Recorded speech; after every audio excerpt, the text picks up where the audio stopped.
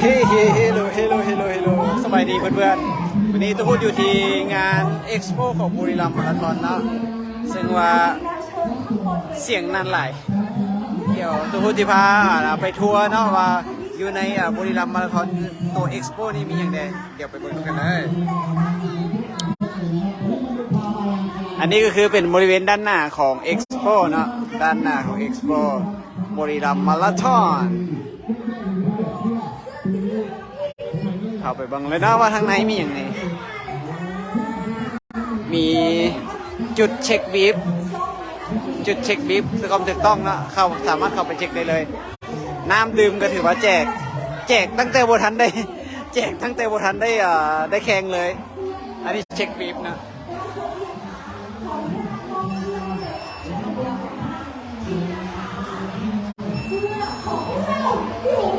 ถูกต้องเนาะเช็คบีฟแล้วถูกต้องของตุพุทธเนาะอยู่ในนี้โอเคมันจะมีพวกเอ็กซ์โปก็จะมีงานขายตรงมาเนาะพวกสเปรย์กันขาปั้นเนาะแล้วก็พวกอุปกรณ์ของยี่ห้อวาเรกนะเป็นยี่ห้อดังของไทยคือกันมีขายหลายๆเด้อหลายๆงานอะมิโนเวอร์โชเนาะอะมิโนเวอร์โชซึ่งเป็นเครื่องดื่มชูกำลังของนักเรียนและก็เป็นสปอนเซอร์อยู่ในงานนี้นะก็มาออกบูธคือกันสามารถซื้อหาได้นะสามารถซื้อหาได้ต่อไปเดี๋ยวสิพามาเบิ่งมีบูธของ OR นะมีกาแฟฟรีมีเล่นเกมจับรางวัลมีกาแฟอเมซอนด้านนี้มาทุกงานเจ้านี่มาทุกงานมาทุกเจ้าเนาะ M150 เรื่องที่ต้องแมน M150 นะ M150 ยามาฮ่าก็มายามาฮ่าก็มายามาฮ่าก็มามีรถจักรรุ่นใหม่เด้อรถจักรรุ่นใหม่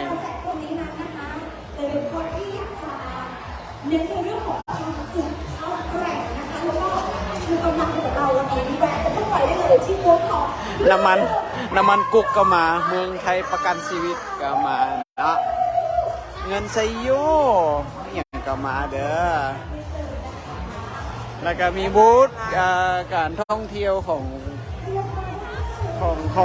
งบุรีรัมย์บูธการท่องเที่ยวของบุรีรัมย์ผู้ใดสนใจเกี่ยวกับการท่องเที่ยวของบุรีรัมย์ก็มาเบิ่งได้นะอยู่นี่เด้ออันนี้ลูกชิ้นยักษ์เนาะลูกชิ้นยืนกินของบุรีรัมย์มีน้องๆมาคอยให้บริการ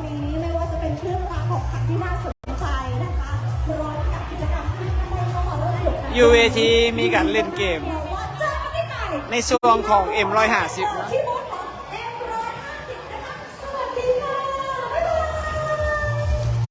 ขอบคุณมากครับจาก M150 นะฮะน้องโบวีของเรานะครับผมพร้อมกับทีมงานโอ้โหก็ทุกคนนี่ต่อเบิ้งพอเป็นคอนตาเนาะว่าอยู่ในงานมีอย่างส่วนอยู่ทางในก็มีการขายเครื่องห้านขายเครื่องต้องมาแหละห้านขายเครื่องต้องมาเนาะถ้าเน้นแต่มีเงินเด้อ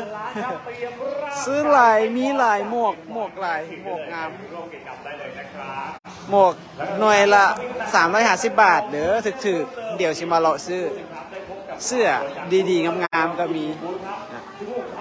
ส่งพวกเจลให้พลังงานมีเนาะ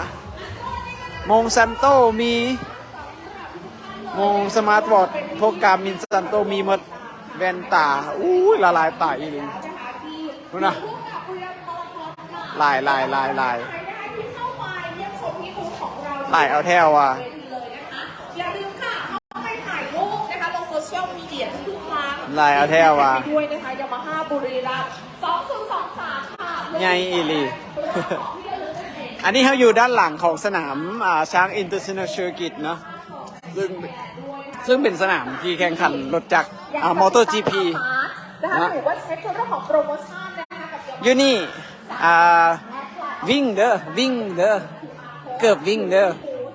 ผู้ใดอยากได้ผู้ใดสนใจงามคักอีกนะ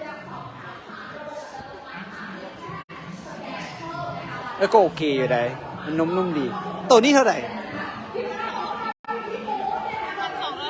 อ๋อ1,260 บาทเด้อสีใหม่1,260 บาทก็น่าสนใจเลยนุ่มดี เดี๋ยวลายสิยางมาเบิ่งลายสิยางมาเบิ่ง เพียงแค่คุณถ่ายรูปนะคะลงโซเชียลอย่างแชทแท็กนะคะแล้วก็ถ้าไหนที่ไปกดถูกใจนะคะแท็กเว็บปุ๊บค่ะติดต่อมาของที่เลยได้เลยคือเรียกว่าของ วิ่งมีถุงตีนน สเต็กที่จะมีของที่ระลึกนะคะมามอบให้ ำมีกล้วยฉาบ ท่านไหนนะคะที่อยากจะได้ของที่ระลึก ขายแว่นตา กติกาไปดีๆเราแจกกันง่ายๆเลยนะคะ รถล้างสต็อก100 บาท โอ้100 บาท100 บาทได้อย่างที่หลายกว่าที่คิด เดี๋ยวสิมาค้นเบิ่ง100 บาทได้อย่างนี้โปรเอเนจีมีมาครบ มีมาครบเด้อทั้งหลังที่เราเห็นเนาะที่รถจอดอยู่ทั้งหลัง จะเป็นห้องน้ำเคลื่อนที่ห้องน้ำเคลื่อนที่ให้นักกีฬานะเราเห็นกล้องนะบ่ได้ออกไปเด้อฮอนแหงเดี๋ยวหน้าสิเข่าฝ่า มาเบิ่งต่อธงตีนลายพีนิจีคอมเพสสปอร์ตเกือบขายเกือบก็มีเด้อเกือบขายก็มีเอเปกเด้อเอเปกบีดเนาะเหลือ 2,900 กับ 3,500 เป็นเกือบแลนด์มีฟูลคาร์บอนของไทยยี่ห้อสัญชาติไทยนะฟูลคาร์บอนคือกันกามาเด้อราคาพิเศษ 3,500 บาท แล้วก็ค้านขายเครื่องแลนด์ละลายตานะละลายตาละลายตา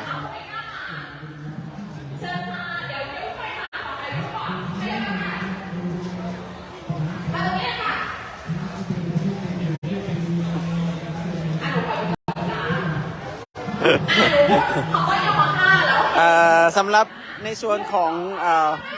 official merchandise ก็มีเด้อ official merchandise ก็มีซึ่งเป็นของบุรีรัมย์โดยเฉพาะเนาะจะมีเสื้อตัวนี้นะเสื้อ start now นะผ้าดีหลายผ้านุ่มงามแล้วก็มีในส่วนของเสื้อตัวนี้เนาะบุรีรัมย์ runner ตัวนี้ก็งามผ้าสีงามแล้วก็มีตัวนี้เนาะบุรีรัมย์ไนรันมีกระเป๋าอันนี้นำเด้อมีกระเป๋านี่นำกระเป๋าแบบอีเกียนะ เนาะแล้วก็มีเสื้อที่เป็นเสื้อโปโลเสื้อที่เป็นแบบโปโลแบบของทีมบุรีรัมย์ยูไนเต็ดนะเดี๋ยวสีงาม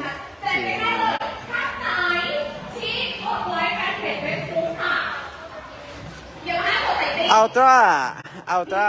ลดราคา 40% 50% ก็มีนะเกือบมีห่ออัลตร้าเดี๋ยวสิมาเบิ่งอีกบันหนึ่งมีเป้มีหยังต่างๆครบนะดีเวอร์เจลก็มาเด้อโปร60 บาทซื้อ5แถม1มาคือกันนะมาคือกันโอเคนะมีหลายบอสเลยมีหลายกดไลค์ถูกใจแฟนเพจเว็บ ส่วนในอีกฝั่งหนึ่งนะในอีกฝั่งหนึ่งของงานก็จะเป็นในส่วนของใกล้ๆกับทางด้านหลังใกล้ที่จะเข้าไปจุดปล่อยตัวนะก็จะมีแผนที่นะนี่ M150 เฮดเดอร์ถ้าหากว่าทำลายสถิติของงานนี้ไปได้เนาะ10 กิโลถ้าหากว่าทำลายสถิติ29 นาทีกับ47 วินาทีได้อีก1 ล้านระยะ21 กิโลเนาะก็คือถ้าผู้ชาย1 ชั่วโมงกับ5 นาที19 วิเอาไปเลย1 ล้านส่วนผู้หญิงแม่น1 ชั่วโมง15 นาทีกับ24 วิเนาะสำหรับระยะฟูลมาราธอนเนาะถ้าผู้ใดทำลายสถิติหับไปเลยอีก1 ล้านบาทเนาะผู้ชายแมน2 ชั่วโมง16 นาที56 วินาทีแล้วก็ผู้หญิงแมน2 ชั่วโมง40 นาที40 วินาทีเนาะผู้ใดทำลายสถิตินี้หับไปเลยรางวัลเงิน1 ล้านเนาะ1 ล้านบาทเด้อบ่แม่น1 ล้านกีบ โอเคอีกถัดมาเนาะแบนเนอร์ถัดมาก็จะเป็นในส่วนของเส้นทางการแลนเนาะแล้วก็จุดบริการต่างๆบ่จะเป็นเฟิร์สเอดจุดให้น้ำต่างๆจะอยู่นี่นะโอเคอธิบายละเอียดนะ อันนี้เป็นระยะโดยรวมมีจุดที่ให้จิ้มกระถางขี้เหงื่อนะเพื่อเป็นการรีไซเคิลนะส่วนอีกฝั่งด้านหนึ่งจะบอกแผนผังการปล่อยแต่ละบล็อกเนาะว่าตัวเองจะอยู่บล็อกใดจะปล่อยอยู่ใส่เองต่างๆนะจะอยู่ตรงนี้บอกตรงนี้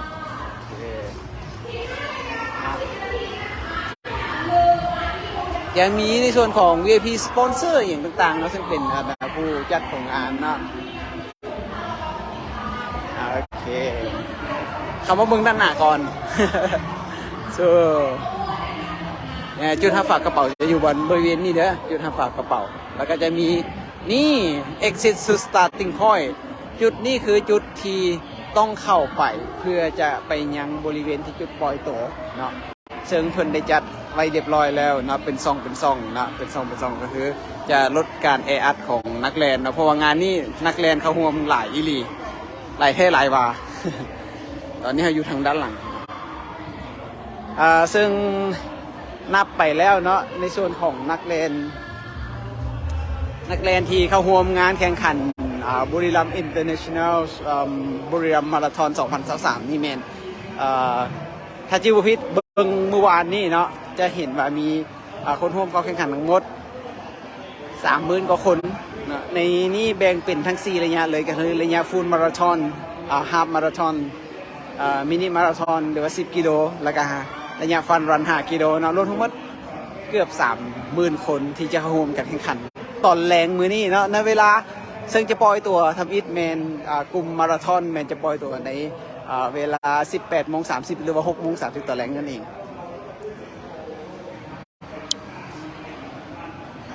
ตู้พูดทีหยุดไลฟ์ไปก่อน ให้เบิ้งเป็นคร่าวๆให้เบิ้งเห็นว่าเพื่อนว่าอันน่ะการเตรียมการจัดงานอย่างต่างๆของบ้านเพื่อนเป็นอะไรเนาะแล้วก็หวังว่านักแลนที่มาจากนครหลวงเวียงจันทร์ก็คือจากทางฝั่งเฮาหันทุกคนที่มาแลนหวังว่าจะประสบผลสำเร็จแล้วก็ได้นิวพีบีของกันกลับไปทุกคนแน่นอนตู้พูดบ่ได้หวังเนาะตู้พูดหวังว่าที่แลนให้ได้3:30แต่ว่าก็เบิ่งตัวจริงว่าสิเฮ็ดได้บ่เนื่องโดยสภาพอากาศแบบนี้คิดว่าน่าจะได้เพราะว่าอากาศค่อนข้างเย็นเนาะเมื่อคืนนี้มาพักอยู่ที่ขอนแก่นกับอากาศเย็นเนาะตอนกลางคืนหลังจากตะเวนตกดินคือว่าอากาศเย็นเนาะดังนั้นติดตามเบิ่งด้วยกันมื้อแรงนี้6:30เฮาปล่อยตัวแล้วเฮาก็สิว่าผู้ใดที่จะเป็นแซมเพราะว่ารายการนี้เป็นรายการใหญ่แล้วก็ทั้งนักเรียนเก่งๆนักเรียนดีๆทั่วประเทศไทยที่ว่ามาร่วมงานนี้นะเฮาจะเรียนเส้นทางเดียวกันกับนักเรียนต่างๆที่ใหญ่ทั่วประเทศไทยทั้งลาวก็มาบนน้อยหนาเด้อแล้วจบกันแล้วทุกคนจะรายงานในอันดับต่อไปแล้วกันเนาะว่าเฮาสิจังใดอีกในอนาคตเนาะบาย